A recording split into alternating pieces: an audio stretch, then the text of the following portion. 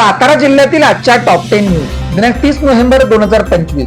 Powered by be vocal for local. आपली खरेदी आपल्या शहरात, आपल्या साताऱ्यात.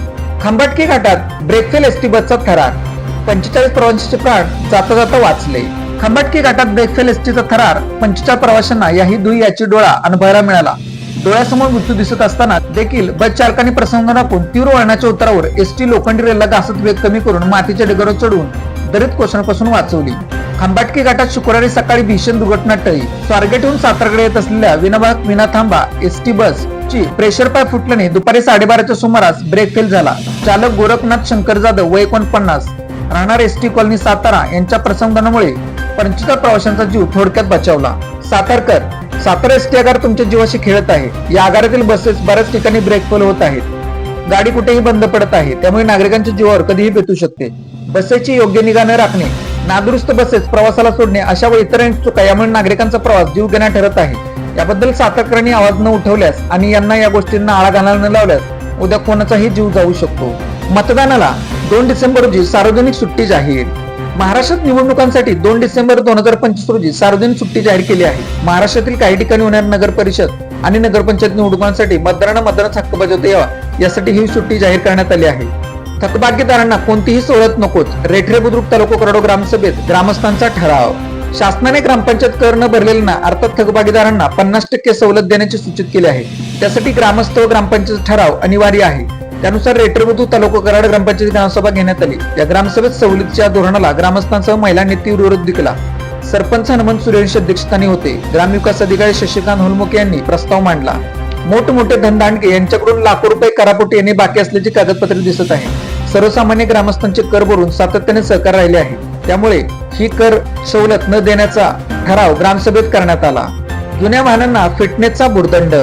केंद्र सरकारच्या रस्ते वाहतूक व परिवहन महामंडळाने जुन्या वाहनांसाठी फिटनेस म्हणून उत्तीकरण, प्रदूषण मानके, हरित कर पूर्ण करण्यासाठी शुल्कामध्ये दुप्पट ते तिप्पटीने वाढ केली आहे. त्यामुळे सर्वसामान्य वाहन मालकांना नवीन नियम आणि वाढीव शुल्कांचा मोठा फटका बसणार आहे. या वाढलेल्या शुल्कामध्ये अनेक जण नूतनीकरण प्रक्रिया पुढे ढकलण्याच्या तयारीत आहेत. सातारा जिल्ह्यात वाढली हुडहुडी.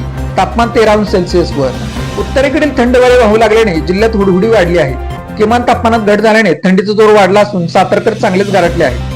किमान तापमान 13°C असून कमाल तापमान 20°C इतके आहे.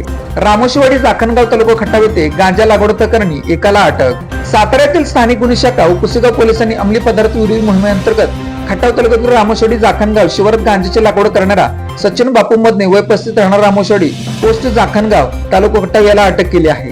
मोटरसायकल चोरी प्रकरणी दोघे ताब्यात. सातारा शहर गुन्हे शाखा पथकाची कारवाई.